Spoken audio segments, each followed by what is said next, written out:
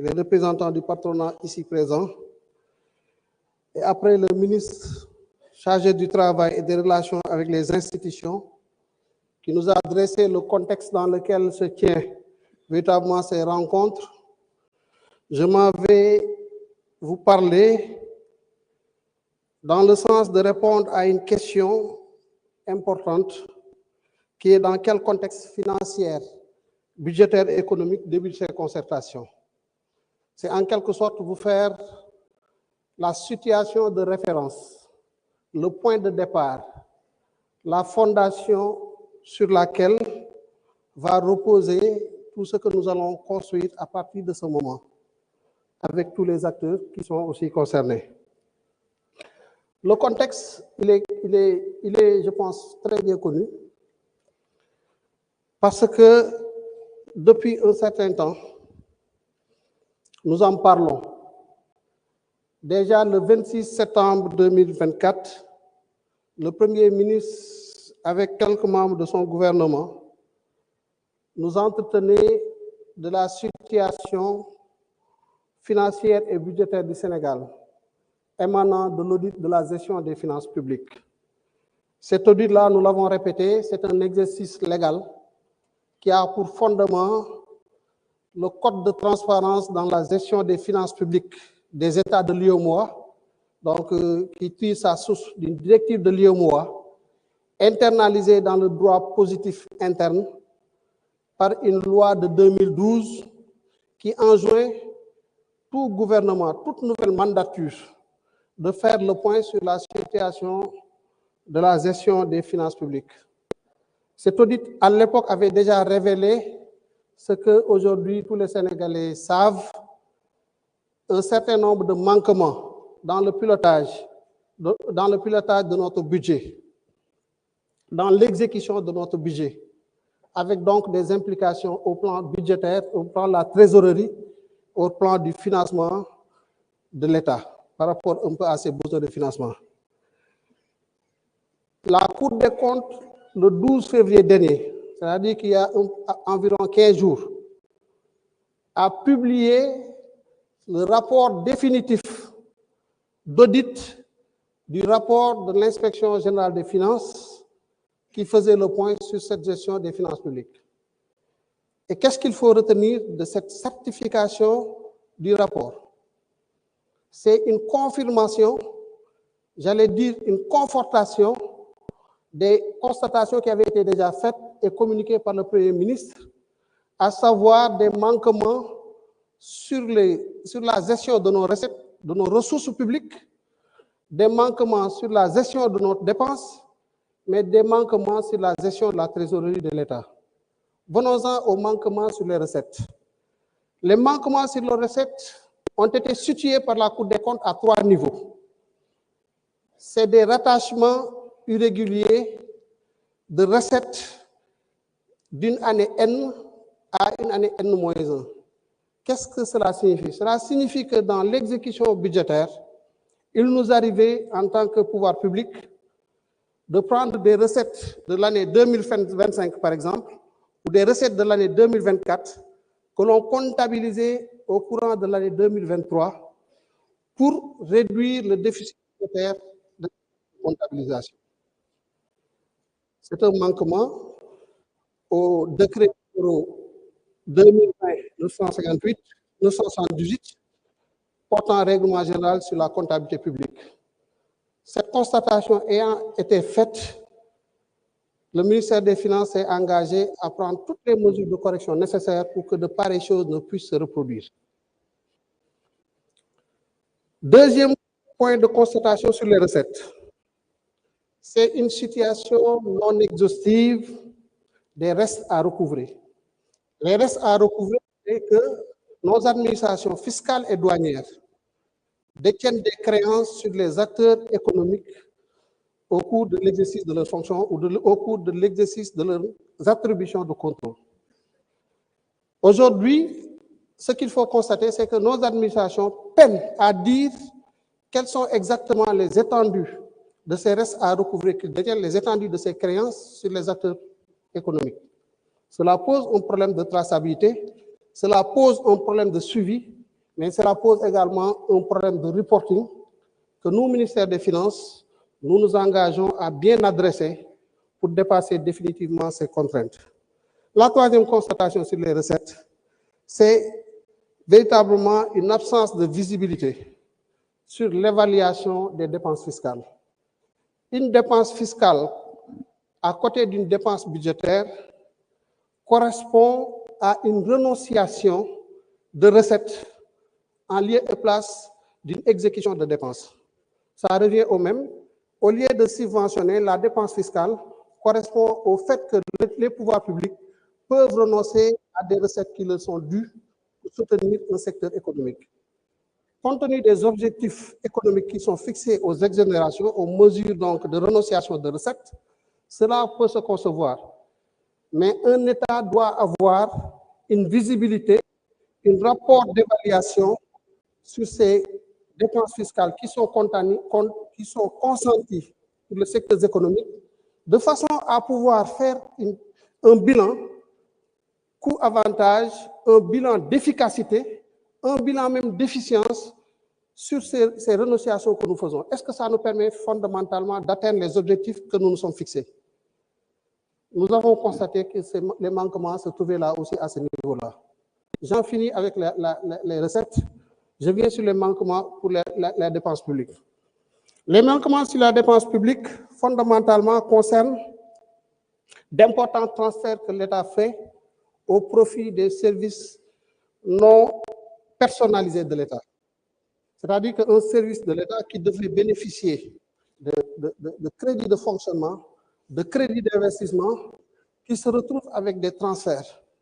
Les transferts sont un mécanisme assez particulier, véritablement, d'exécution de la dépense. Et à ce niveau-là, ces manquements ne devaient pas s'opérer et nous nous engageons au niveau du ministère des Finances à apporter toutes les réponses pour que de pareilles pratiques ne puissent se reproduire. Il y a eu aussi des manquements sur la comptabilisation des ressources sur ressources externes. Les ressources externes, ce sont véritablement des financements que nous contractons auprès de certains bailleurs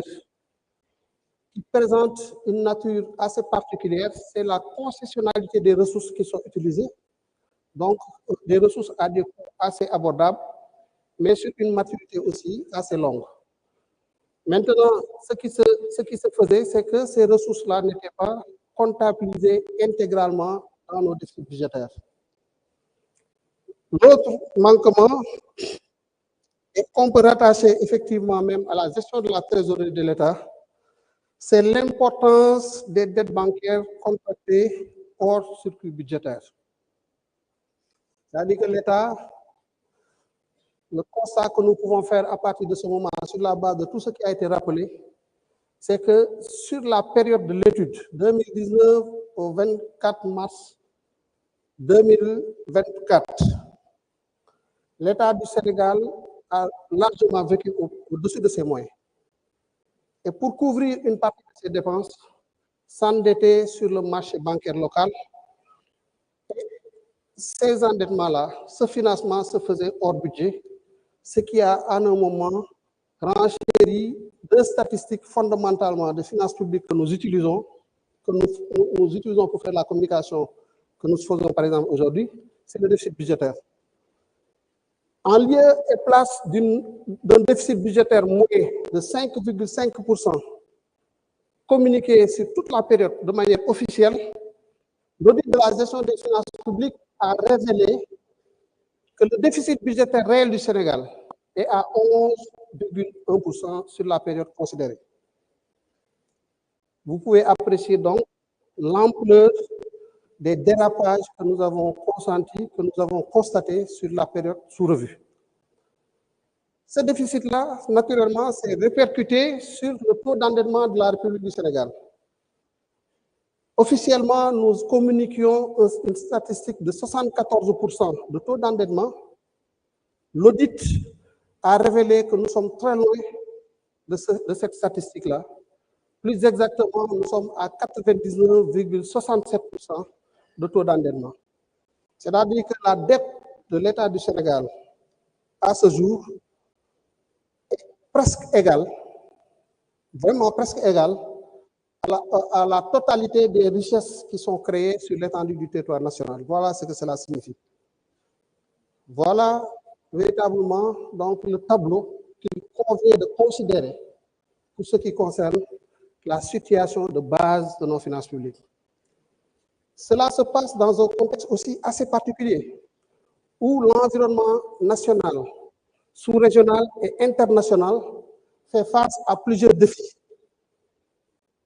Défis dans notre environnement avec les pays voisins qui sont dans des situations précaires,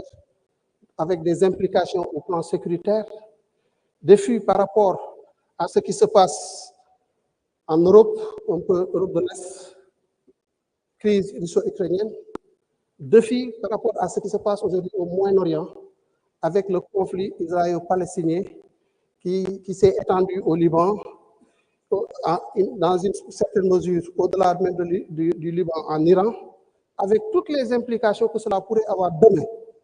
sur les cours fondamentaux qui constituent les hypothèses de base sur lesquelles nos économies sont fondées, à savoir le cours du baril du pétrole, mais aussi le cours du dollar. Cela signifie que nous sommes dans un environnement d'incertitude. Et quand on est dans un environnement d'incertitude, avec des marges budgétaires plus ou moins étanches, je viens de vous présenter donc la situation de la dette, de nos déficits budgétaires. Ma foi, il faut être regardant,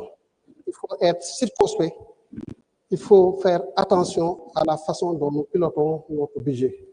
C'est notre responsabilité de faire ce travail-là. Nous sommes en train de définir le cadre. Nous avons aujourd'hui défini une matrice de mesures de réforme pour reposer notre économie, notre budget sur les trajectoires de consolidation budgétaire qu'elle n'aurait jamais dû quitter d'ailleurs. Et à l'horizon 2027, nous espérons pouvoir revenir à l'orthodoxie si les mesures que nous avons identifiées sont mises en œuvre. Voilà donc les éléments que je voulais partager pour dire que Sénégal fi mu toll mooy ay audit yu ñu def ci suñu réew ci doxalinu suñu réew nu ñuy doxalee suñu gafaga réew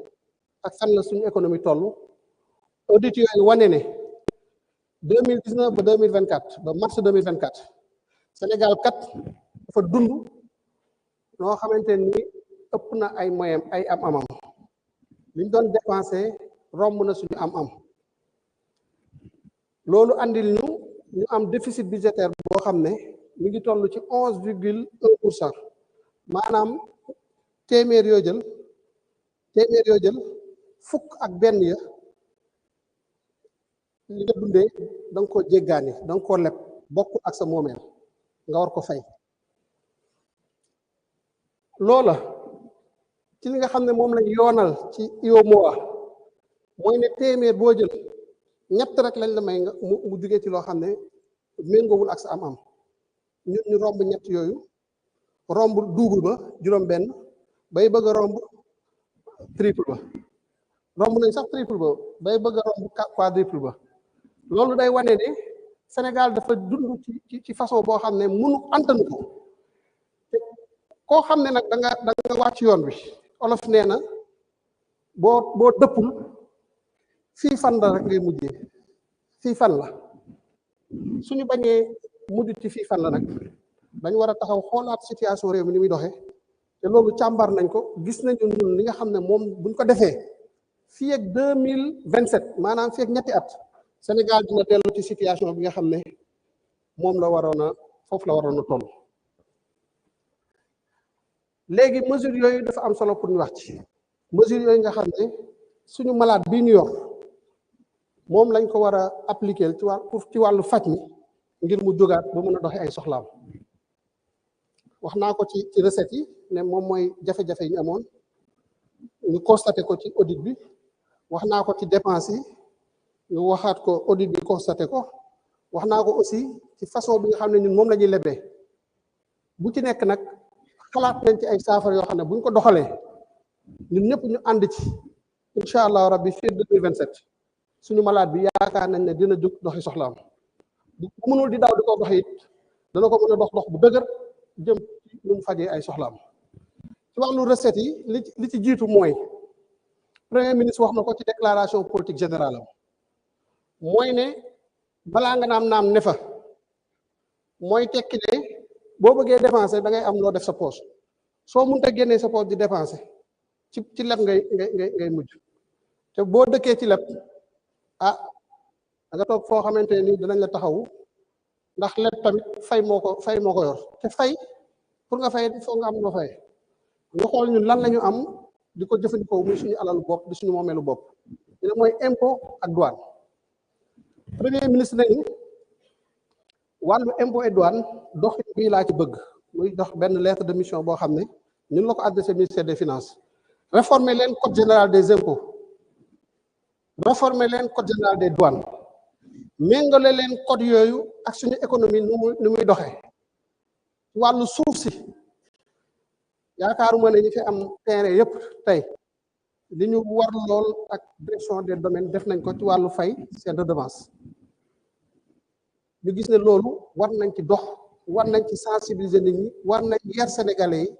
gunge leen ci xam ne boo yoree suuf li nga ci warloog état da nga ko war a fay ndax ci loolu la état di compter ngi dund ñu ne suñu économie bi dafa dox lu bari jamono jiñ toll nii dafa am ay xeetu xarala yoo xamante ni ñoo yor économie lu demee ni ki ci économie numérique lu demee ni ki ci yenn secteur yu particulier secteur minier le secteur pétrolier gazier et ainsi de suite te nag suñu code général des impôts méngoowul woon ak secteur économique yooyu ni ñu doon doxee mu ne càmbar leen ko ngeen waxtaan ak ñi nekk ci secteur yooyu ba fexe ba xool naka la ñuy méngalee suñu doxin ak réalité économique yooyu troisième chose mu nañu wàllu xarala bees yi mooy digitalisation impôt dafa am instrument bu muy utiliser douane am instrument bu muy utiliser trésor am instrument bu muy utiliser budget am instrument bu muy utiliser fayin ci jamono dox nag ba tey ñu bari bu ñuy jëfandikoo seen porte monnaie Orange Money la ñuy fayee seen i soxla Wave wala xeetu doxalin yooyu nga xam ne moom moo méngoo jamono tey mën nañu fexe leen ba seen administration yi ñu topp doxalin boobu ñu accélérer seen doxin ba mën a méngoo fi jamono toll mu ne ñu façon boobu ngeen di liggéey ci wàllu kii am outil bii kii am outil bii kii am outil bële fexe leen ba ngeen am ay benn outil boo xam ne day dialogué ak ñooñu ñëpp ba mën a fexe ba tey ku jox impôt dem douane ñu mën a xam ba xam moom am na marché bu nekk au niveau de la direction générale du budget ñu xam ba xam contribuable boobu am na bor impôt trésor am na paiement buñ ko mën a jox loolu lépp nag boo ko gisee li muy andi mooy saa su ne rek da ngay xam acteurs yi fan la ñu toll kan moo amal kan ak nag la ñu di accompagner ba état bi la mu warloo ku nekk ak kenn ku nekk la nga warloo état bi nga mën koo dox ci anam yi gën a matale loolu mooy programme yi nga xam ne ci wàllu ressource moom lañu war a dérouler am na nag yu ci rax daanaka xëy na lépp duñ ko mën a leeral waaye incha allahu rabbi fan yi ñu jëm suñu liggéey ci wàllu naka la ñu gën a fexee ba sénégalais yi xam fan la ñu jëm ak naka lañ fa bëgg a jëmee loolu mooy nag suñu liggéey ci wàllu dépense yi nag mu ne ñu li ngeen di lebe na ngeen ko xool parce que bor fay bor dafa am doole ci wàllu budget priorité bi jiitu mooy fay bor priorité bi ci topp mooy fay salaire priorité yi ci topp mooy xool ci dépense yi bu ñu dajalee ñëpp ñu xool bu ci nekk ban moo ci gën a am caractère bu urgent boo nekkee ci contexte bu mel noonu nag mu ne ñu kon da ngeen di fexe ba ni ngeen di lebe ngeen koy xool ndax bor bi kat moom moo jiitu li ñu war a fay bor boobu ñu ne naka la ñuy fexee ba wàññi ko parce que diis na nag fi may wax ak yéen nii ci 2025 bi ñu toll état du Sénégal war naa génne lu ëpp ñetti junni ci ay milliards yoo xam ne da koy fayee bor ren nga xam ne balaa ngaa tàmbale sax dañ fay fekk pax moo xam ne ci ñetti junni ak téeméeri milliards yu topp ñu war a fay ñu ne kon am na lu ñuy tuddee gestion active de la dette bor boobu dañ ko war a fay dëgg la waaye mën nañu waxtaan ak acteurs yi ci wàllu xool pic de remboursement yooyu naka la ñuy demee sur le marché am ay taux yu gën a favorable ñu jënd yenn ci bor yooyu ba fu ñu waroon fay ñetti junni nangam ci ay milliards ñu fay lu ko yées li ci des ñu tas ko ci ay jamono yu gën a sori ba pare ci ay taux yoo xam ne moo gën a méngoo ak suñu kantan fi ñu toll. loolu moom mooy gestion active de la dette et c'est important de le faire. li ci topp mooy masse salariale bi diggante 2019 ak léegi suñu masse salariale dafay daw bu xaw a jéego yu xaw a am doole jéego yoo xam ne moo ëpp suñu économie li mu ñuy andil moo ëpp tamit suñuy recette fiscale rythme bi muy dawee ñu ne loolu war nañ ko seet xam nañ fu mu jugee dañoo gis ne 2018 dafa am ay mesures yu état bi engagé woon fexe ba respecté ko nag loolu am impact bu mu am ci suñu économie 2022 am ay mesures yu état bi amoon mu respecté ko loolu am ay jeexital ci gestion de la masse salariale ñu ne kon masse salariale bi tamit bokk na ci li ñu war a saytu façon bi muy doxee ñu xool dépense de fonctionnement ni état di dundee ñu gis ne am na ci yu bari yoo xam ne xëy na ñu ngi ko doon def amaana baax na waaye mën nañ fexe ba objectif bi ñu ci doon wër ñu atteindre ko te lañ ciy dépensé duñ ko def mooy mesures yi ngeen dégg jamono yu weesu état bi doon ko wax muy ci wàllu mission yi nga xam ne moom la fonctionnaire yi di def bitim réew muy ci wàllu suñu encre suñuy machine à café suñuy télé courant bi muy consommé ndox bi ñuy consommé ci suñu bureau yi yooyu yëpp papier bi ñu xool yan xeetu doxalin la ñuy amee yoo xam ne dépenses yooyu dana wàññeeku ñu gisaat beneen point boo xam ne bu am doole la muy une quatrième constatation ci dépense yi mooy subvention yi ñuy def ci énergie bi at mu jot état du Sénégal dina jël lu tolloog juróom-ñaar téeméeri milliards def ko ci ay subvention ci secteur énergie juróom-ñaar téeméeri milliards boo ko xoolee bari na lim mën a def boo koy xool ci wàllu ay hôpitaux ci wàllu ay école ay lycée ay université moom lu baree bari la ci lañ ci mën a def lu baree bari ci ay tali ak yooyu waaye loolu nag il faut ñu xool ko ndax subvention yi wax dëgg yàlla man ma nekk Sénégalais ne am naa xaalis ba mën a jëndal sama bopp oto ba mën a dox sama yite ci sama oto mais waaye nag dañ may fu may jëndee essence wala gasoil na ma état bi fayal benn partie bi Sénégalais yi am moyen jënd oto bari wuñ de Sénégalais yi nekk ci gox-goxaan yi am ay jafe-jafe ndox war a naan am ay jafe-jafe faju war a faju am jafe-jafe dund war a jënd ceeb dëwlin nga xam ne ñoom foofu la seen ite toll xalaatuñu jënd oto léeg-léeg sax ñu ci bari vélo sax mën na am jafe-jafe ci ñu am ko boo jëlee 600-700 milliards def ko ci subvention ay xeet yu demee noonu kooku nga xam ne moom fële la nekk xalaatu loolu bokku ci loolu dafay am problème ñu ne kon nag nañu xoolaat suñuy subvention naka lañ koy defee waxuñ ne nañu bàyyi subvention de loolu léeg-léeg nga dégg ko waaye waxuñ loolu waaye dañ ne ci ni ñuy subventionné nañu xool ban yoon moo gën est-ce que Cheikh Diba ministre des finances bi am otoom état bi am lu mu warloog moom di ko fay nga xam ne wax dëgg yàlla dañ may fay mu néew mu gàtt soxlawu ma nag état bi mu gunge ma di ma fayal sama carburant muy sama essence wala sama gasoil te fi may wax ak yéen ni état bi mu ma koy fayal ñu bari ñu nekk fii nga xam ne sama naataango ministre yi état bi mi ngi leen di fayal gasoil di leen fayal carburant te wax dëgg yàlla soxlawuñ ko ñu ne nag xaalis boobu nga xam ne ci man la jëm si ak ci ñu mel ni man naka la ñuy fexee ba capter ko ba xool nag beneen façon buñ ko fexee mu dem ci nga xam ne ñoo ko soxla moo xam premier ministre dem conseil des ministres instruction boobu la ñu jox man ak ministre de l'énergie Birame Souleye Diop nañu fexe leen ba fii balaa avril di jeex ngeen tegal ma ci table bi benn stratégie boo xam ne ndimbal loolu danañ fexe ba mu àgg fi mu war a dem mu bàyyi fi nag Birame Souleye bàyyi fi Mabouba Diagne bàyyi fi Cheikh Diba ndax ñun wax dëgg yàlla xëy na taxul mu demee noonu lool waaye nag soxlawuñu subvention boobu loolu mooy li nga xamante ne nii moom la ñu xalaat ci wàllu boobu mu bari yeneen nag yoo xam ne dinañ ci ñëw investissement bi nga xam ne état mi ngi koy def kilifa yi nañu investissement yi dañ koy saytu yépp bu ci nekk ngeen teg ko ñu xool li nga xam ne mooy jëmale réew mi kanam ndax def projet boo xam ne pour fay ay salaire kese la wax dëgg yàlla méngoowul ak li nga xam ne mu économiquement moom la ñuy wax investissement projet boo xam ne pour fay salaire kese la jëmmalul dara taxawalul dara réew mu ci sax da ngay dund ci lu ëpp say moyens di leb te buñ ne lee li nga def foo ko def boo gëstoo doo gis dara. ñu ne kon refus de portefeuille projet par projet liggéey boobu ñu ngi koy dox premier ministre mi ngi ko teg ci loxo secrétaire général du gouvernement monsieur Alamine Lo ba jamono ji may wax ak yéen ni projet yëpp nañ leen sur la table ba xam yan projet lañ fi génne li ñu supprimé ci rien que sur le budget de l'année 2025 mat na ëpp na téeméeri projet la ñu ca jëlee ci ay économie yoo xam ne mën nañ ko def feneen ëpp na ñaar téeméeri milliards loolu mooy liggéey bi nga xam ne suñ ko boolee bu may bañ a xaabaabal daanaka xaw naa ko de sax waaye dafa amoon solo ñu def le point ba ñu xam ne fii lañu toll lii mooy effort yi nga xam ne réew mi war na koo def maa ngi leen di giiñal bu ñu ko deful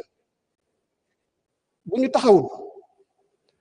xool fan la yoon bi nekk ñu jël ko xam ne ñu wàcc yoon bi bu yàgg nag ci fii fan la ñuy mujje alhamdulilah nag ba ñu teelee yeewu yaakaar naa am na ku doon sant fan yi patriote yëpp ñu taxee woon taxawaay bi nga xam ne gis nañ ne fi ñu jëm àggale wuñ fa ñu jëm ñu daal di taxaw nag daal di nañu dëpp boobu nag moo war a continuer ginnaaw bi ñu ko defee ci ay carte ginnaaw bi ñu ko defee ci wàllu politique dëpp boobu dañ ko war a def sur le plan budgétaire te ci loolu la ñuy woo te yaakaar naa ñu ñaan yàlla ñu àgg ci ak jàmm en avant pour la mise en œuvre de toutes ces mesures de réforme parce que si nous ne le faisons pas on sera là encore en 2027 à constater les dérapages et ce ne serait pas responsable pour nous, ce ne serait pas responsable pour le peuple. Je vous remercie de votre aimable attention.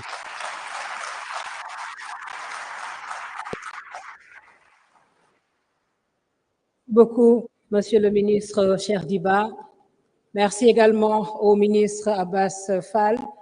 pour ce segment introductif donc, qui lance bien les travaux de cette grande rencontre tripartite entre le gouvernement, les organisations syndicales et les employeurs. Comme mbokk yi balaa ñooy bëri ma leen di nuyuwaat bu baax di leen sant di wax rek ne ñu ngi ci ndaje mu yaatu mi nga xam ne gouvernement bi moo ko woote ci ànd nag ak ñi nga xam ne ñoom ñooy syndicat yi waaye ñi nga xam ne ñoom ñooy saltige yi ñuy signaler la présence des honorables députés ñu ngi leen di nuyu bu baax a baax l'administration publique les associations les amicales yéen ñëpp ñu ngi leen di nuyu di néew nag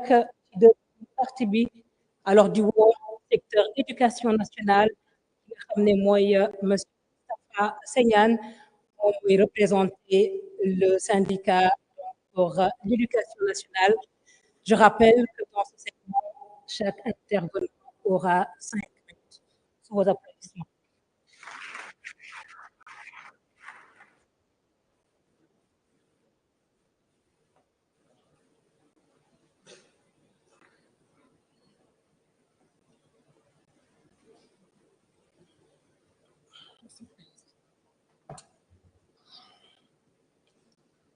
السلام عليكم ورحمة الله وبركاته. يقول سبحانه وتعالى في كتابه العزيز: ولنبلونكم بشيء من الخوف والجوع ونقص من الأموال والأنفس والثمرات وبشر الصابرين. Monsieur le Premier ministre, Mesdames, Messieurs les ministres, ñi ngi leen di nuyu invité yépp. Monsieur le Premier ministre nga may ma beral nuyoo sama ministre de l'éducation